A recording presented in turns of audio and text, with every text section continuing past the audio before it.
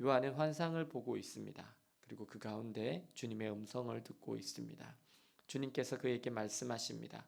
이리로 올라오라. 이후에 마땅히 일어날 일들을 내가 내게 보이리라 하십니다. 하나님의 음성을 듣는 것이 복입니다. 은혜입니다. 요한은 지금 깊은 기도 중에 있었습니다. 그리고 그 환상 중에 이제는 주님의 초청으로 하나님의 나라 천국으로 올라갑니다. 하나님께서 그에게 천국을 보여주십니다. 성령의 감동을 받은 그는 주님의 초대로 천국에 들어갑니다. 그러자 주께서 높은 보좌에 앉으셨습니다. 그리고 그 보좌의 주변으로 24개의 보좌가 있습니다. 그리고 그곳에 24명의 장로들이 흰옷을 입고 머리에 금관을 쓰고 앉아 있습니다.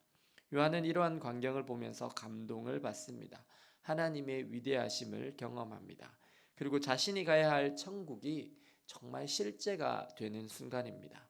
그렇다면 어떤 사람이 하나님의 음성을 듣고 어떤 사람이 하나님의 영광을 보게 될까요? 그것은 충성되게 기도의 자리를 지키는 사람입니다. 요한은 늘 기도의 자리를 지키는 사람이었습니다. 예수님께서는 겟세마네 동산에 누구누구를 데려가셨죠? 베드로와 야고보와 요한을 데려가셨습니다. 그때부터 요한은 기도에 대해서 예수님으로부터 계속해서 배우게 되었습니다. 예수님께서 늘 새벽 미병에 기도하시는 것을 또한 곁에서 보았습니다. 물론 그 당시에는 요한의 기도가 오래가지는 못했습니다. 하지만 요한은 성령을 받고 정말 기도가 습관이 되는 사람이 됩니다. 사도행전 3장에 보면 이미 기도하는 것이 습관이 되어 있는 요한을 볼 수 있습니다. 3장 1절 말씀에 제9시 기도 시간에 베드로와 요한이 성전에 올라갈세라고 말씀합니다. 늘 성전에 베드로와 함께 요한은 시간을 정해서 올라가서 기도했습니다.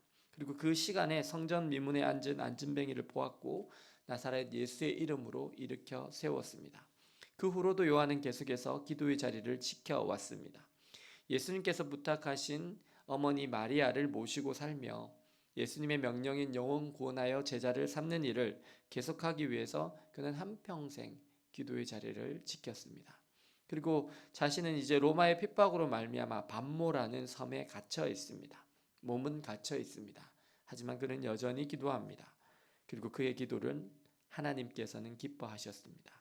그 기도를 통해서 주님은 요한을 만나 주십니다. 요한에게 주의 음성을 듣게 하시고 환상을 보여주십니다. 사랑하는 여러분, 누가 하나님의 음성을 들을까요? 하나님은 어떤 사람에게 크고 비밀한 일들을 알려주실까요? 그것은 기도하는 사람입니다. 기도가 습관이 되고 생활이 되고 삶이 된 사람들입니다.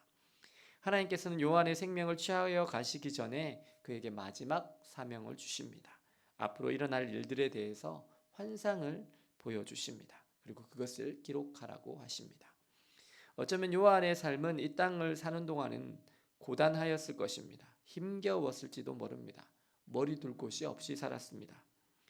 핍박과 고난을 견디며 살았을 것입니다. 그런 수고한 요한에게 주님은 주님의 나라를 보여주셨습니다. 그를 환상 중에 하나님의 나라로 초청하여 하나님 보좌의 놀라운 영광을 보여주십니다. 그때 요한의 마음이 어땠을까요?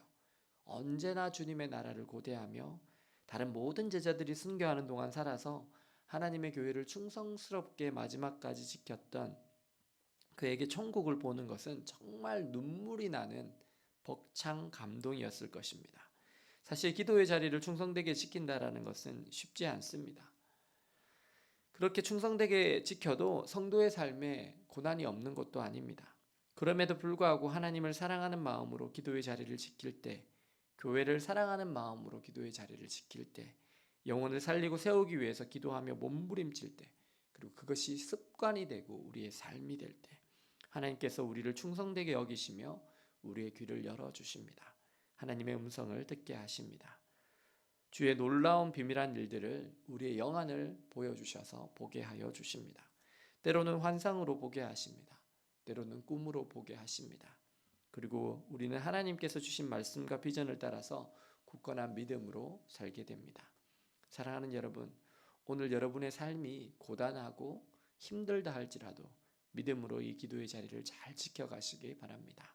그래서 하나님께서 우리들의 귀를 여셔서 주님의 음성을 듣게 하시며 하나님께서 우리의 영안을 여셔서 하늘의 비밀한 것들을 보이시며 하나님께서 우리를 초청하셔서 하나님의 영광의 보좌를 바라보는 그 기도의 깊은 지경까지 나아가셔서 하나님의 영광을 드러내는 자로, 주님께 칭찬받는 자로, 하늘의 보좌에서 주님과 함께 왕노릇하는 자로 살아가시는 저와 여러분들 되시기를 예수님의 이름으로 축원합니다. 기도하시겠습니다.